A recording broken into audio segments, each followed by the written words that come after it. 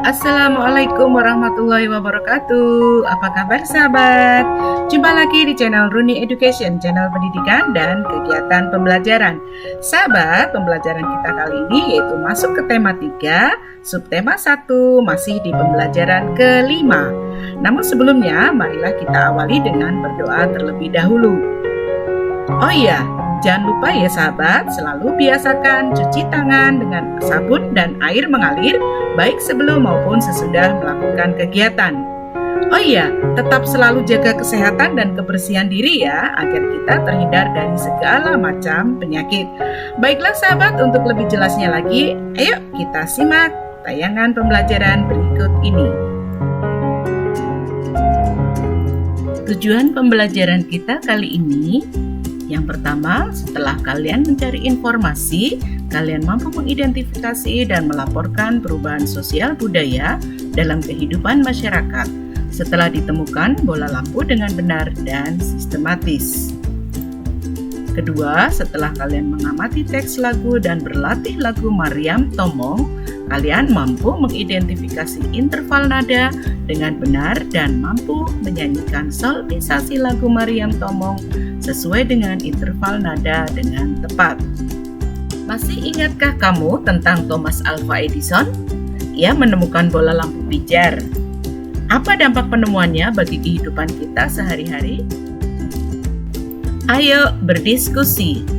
Dengan ditemukannya bola lampu, banyak perubahan yang terjadi pada kehidupan masyarakat. Dulu malam hari terlihat gelap karena tidak ada lampu yang menyinari. Sekarang menjadi lebih terang dan kita dapat melakukan berbagai kegiatan di malam hari. Tuliskanlah manfaat lampu dalam kehidupan sehari-hari. Menurutmu, bagaimana kehidupan masyarakat sebelum ada bola lampu dan sesudah ada bola lampu? Tuliskan hasil diskusimu pada bagan berikut ini. Sebelum ada lampu dan setelah ada lampu, silakan kalian tuliskan di kolom bawahnya. Bacalah teks berikut ini, terang yang membawa kemudahan. Kehidupan masyarakat dunia berubah dengan ditemukannya bola lampu pijar. Dahulu, sebagian besar kegiatan terpaksa berhenti setelah matahari terbenam. Penerangan di malam hari memang mungkin dilakukan dengan cahaya api atau sejenis lampu tempel berbahan bakar minyak. Namun demikian, jenis penerangan ini tidak praktis dalam penggunaannya. Penemuan bola lampu pijar memberikan kemudahan bagi masyarakat dunia untuk memperluas cakupan kegiatannya. Dulu, minimnya penerangan di jalan membuat kegiatan harus berakhir demi kenyamanannya dan keselamatan pengguna jalan. Kini, di kota-kota besar khususnya, kegiatan di jalan raya terus berlangsung sepanjang hari. Pengiriman barang ke berbagai kota dapat dilakukan sepanjang hari. Toko-toko buka hingga larut malam sehingga para pekerja masih dapat berbelanja aneka kebutuhan setelah pulang bekerja. Anak-anak dimungkinkan dapat belajar dan mengerjakan tugas dengan maksimal di malam hari. Tak ada alasan bahwa gelap menghalangi keinginan membaca buku sebelum beristirahat demi menambah wawasan. Ketika berbagai kemudahan telah tersedia di depan mata, tidak ada alasan bagi manusia untuk menunda penyelesaian pekerjaannya. Tak ada alasan bagi manusia untuk berhenti mengembangkan diri. Bagaimana perkembangan dari penerangan di dunia? Apa saja dampak dari adanya bola lampu bagi kehidupan masyarakat? Tuliskanlah dalam tabel berikut. Pengaruh bola lampu bagi kehidupan masyarakat. Silahkan kalian isi pertanyaan ini dan tabel di bawah ini. Selain bola lampu, banyak sekali penemuan yang membawa perubahan bagi kehidupan masyarakat. Bagaimanakah perubahan kehidupan masyarakat setelah ditemukannya alat-alat berikut? Sebelum ditemukannya setrika listrik, orang masih menggunakan arang atau bara api sebagai pemanas. Selain prosesnya lama, asapnya juga yang muncul akan sangat mengganggu. Setelah ditemukannya setrika listrik, tentu menjadi lebih praktis dan pakaian pun terlihat lebih rapi.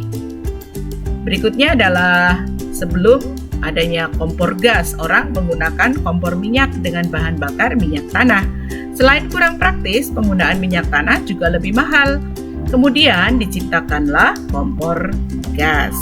Selain lebih praktis, juga lebih hemat karena makanan yang dimasak menjadi lebih cepat matang dan alat-alat masak pun tidak mudah kotor.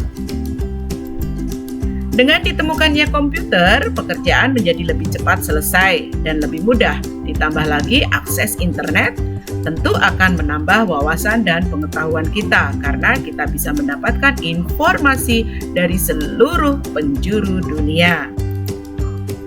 Dengan ditemukannya teknologi baru, banyak membawa perkembangan bagi kehidupan masyarakat. Perkembangan tersebut membawa ke arah modernisasi. Penemuan tersebut memudahkan pekerjaan manusia dan membawa banyak manfaat bagi kehidupan manusia di dunia. Perubahan sosial budaya dalam rangka modernisasi bangsa Indonesia. Pengaruh positifnya yaitu yang A, perubahan tata nilai dan sikap. Cara berpikir yang logis dan rasional, mengambil keputusan dengan akal sehat, meninggalkan perilaku yang berbau mistis dan tahayul, sikap mengedepankan prestasi, dan ini dilakukan dalam kehidupan sehari-hari. Ciri-ciri manusia modern, memiliki alam pikiran atau state of mind yang terbuka, sanggup membentuk dan menghargai pendapat, berorientasi ke masa depan, melakukan perencanaan, percaya terhadap ilmu pengetahuan, memiliki keyakinan, menghargai prestasi orang lain, peduli terhadap persoalan politik, dan mengejar fakta serta informasi. Perubahan sosial budaya yang berikutnya yaitu berkembangnya ilmu pengetahuan dan teknologi yang membawa perubahan yang sangat cepat. Minat masyarakat terhadap ilmu pengetahuan dan teknologi semakin tinggi dan pemanfaat iptek pun membawa keuntungan di berbagai sektor seperti transportasi, menghemat waktu dalam perjalanan, menghemat tenaga, ongkos, biaya transportasi, serta memberikan kenyamanan dan keamanan dalam perjalanan. Komunikasi, cepat mendapatkan informasi yang akurat terbaru di belahan bumi bagian manapun melalui internet. Kemudian dapat berkomunikasi dengan teman maupun keluarga yang sangat jauh hanya melalui handphone. Ya, dan selanjutnya itu mendapatkan layanan bank dengan sangat mudah melalui mobile banking. Kemudian di sektor ekonomi terjadi pertumbuhan ekonomi yang semakin tinggi dan industrialisasi. Produktivitas dunia industri pun semakin meningkat. Persaingan dalam dunia kerja sehingga menuntut para pekerja untuk selalu menambah skill dan pengetahuan yang dimiliki. Di sektor pertanian, petani akan lebih mudah dan cepat dalam mengolah lahan mereka. Hasil yang diperoleh petani pun lebih beragam produknya dan lebih melimpah, meningkatkan efektivitas sehingga terjadi efisiensi. Di bidang pendidikan, munculnya media-media elektronik sebagai sumber belajar, pemenuhan kebutuhan sekolah dapat dipenuhi dengan cepat. Sistem pembelajaran pun tidak harus melalui tatap muka, tetapi bisa juga melalui internet seperti sekarang ini. Adanya sistem pengolahan data hasil penilaian juga bisa menggunakan teknologi, yaitu aplikasi rapot digital atau e-rapot. Dan yang terakhir adalah di sektor pertahanan dan keamanan. Pertahanan dan keamanan di negara kita sudah sangat terjamin dan terjaga serta sangat modern, yaitu baik dari pertahanan darat, udara, maupun di laut. Dan perubahan sosial yang terakhir yaitu meningkatnya efektivitas dan efisiensi adalah ukuran keberhasilan dalam pencapaian tujuan. Efektif artinya sesuatu yang berhasil dikerjakan dengan tepat dan benar sesuai tujuan. Sedangkan efisien yaitu tepat waktu dalam mengerjakan sesuatu sesuai dengan tujuan.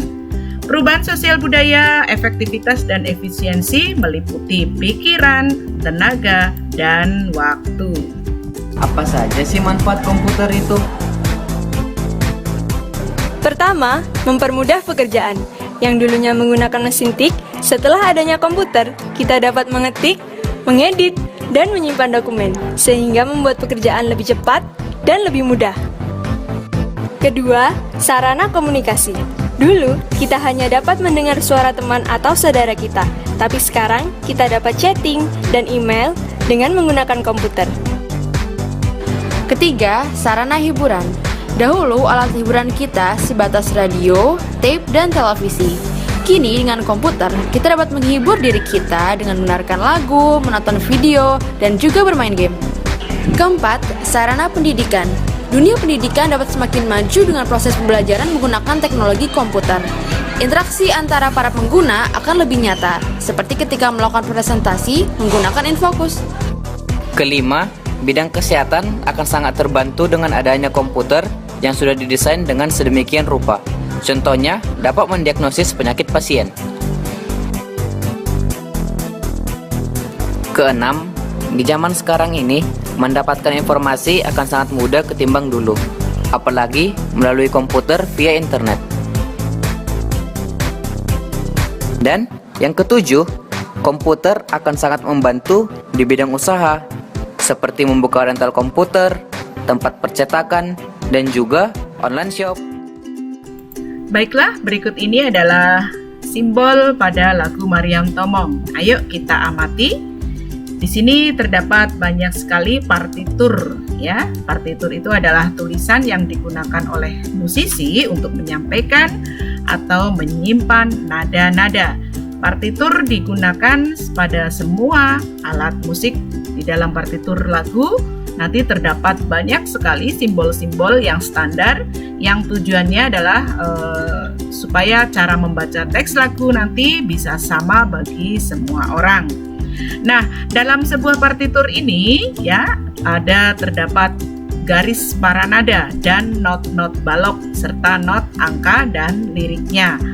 Nah, sebelum dipelajari, kita membaca teksnya dulu ya. Banyak sekali macam simbol yang digunakan. Simbol-simbol ini berfungsi untuk memberikan petunjuk bagaimana seharusnya sebuah nada dimainkan atau dinyanyikan.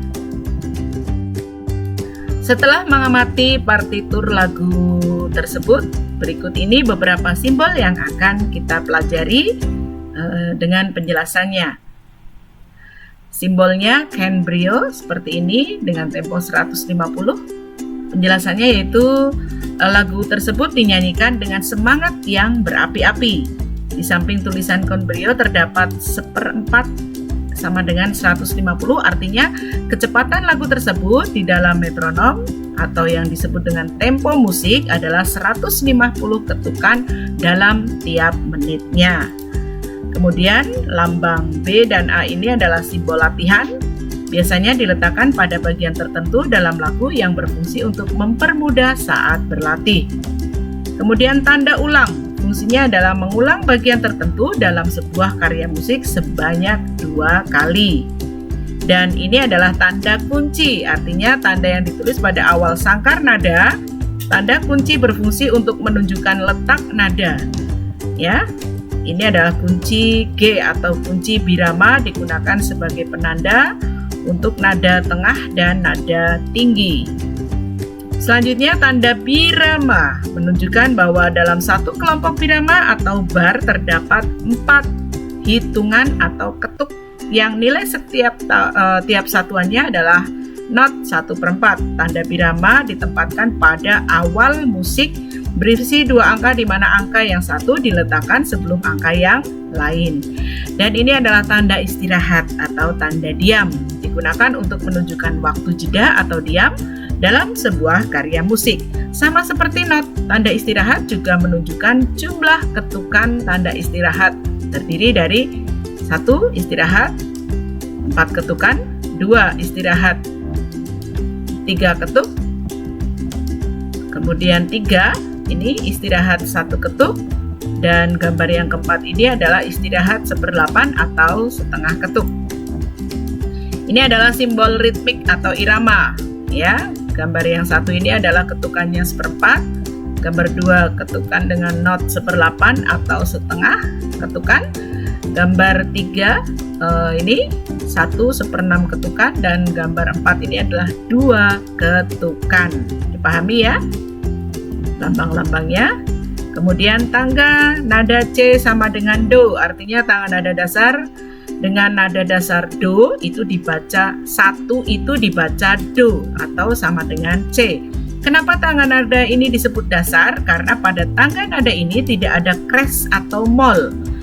Dan dari tangga nada inilah semua perhitungan kres atau mol dimulai.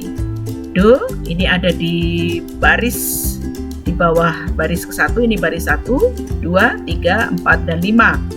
Do berada di garis bayangan yang terbawah, kemudian Re ada di bawah garis ke-1, E ada di bawah di garis pertama, sedangkan F atau Fa ada di antara baris 1 dan baris kedua. Kemudian Sol berada di garis kedua dan La berada di antara garis kedua dan ketiga.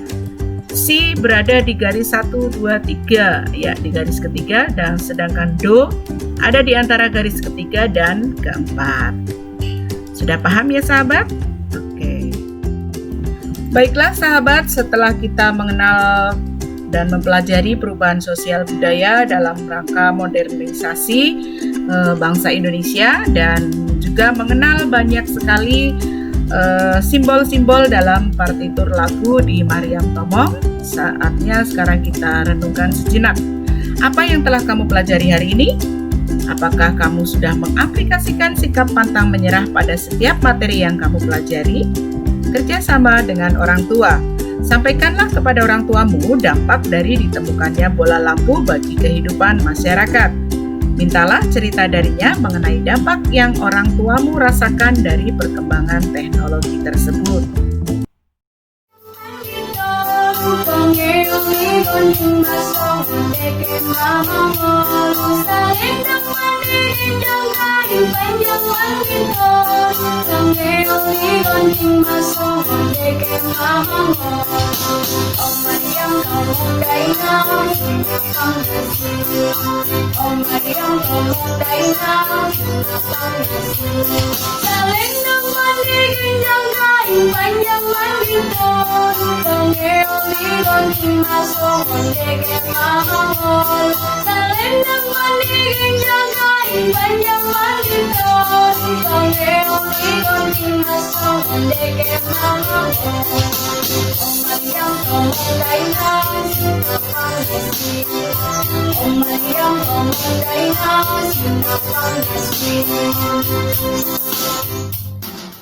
Hai, bagaimana sahabat untuk pembelajarannya kali ini? Semoga menyenangkan ya dan kalian lebih mudah untuk memahaminya. Namun apabila kalian masih mengalami kesulitan, tanyakanlah kepada Bapak dan Ibu Guru di sekolah masing-masing. Atau kalian bisa tanya di kolom komentar di bawah ya. Jangan lupa perbanyak membaca dan berlatih secara mandiri. Oh ya sahabat, saksikan terus tayangan video ini ya agar kita bisa mengikuti pembelajaran selanjutnya. Terima kasih atas perhatiannya. Wassalamualaikum warahmatullahi wabarakatuh. Dah.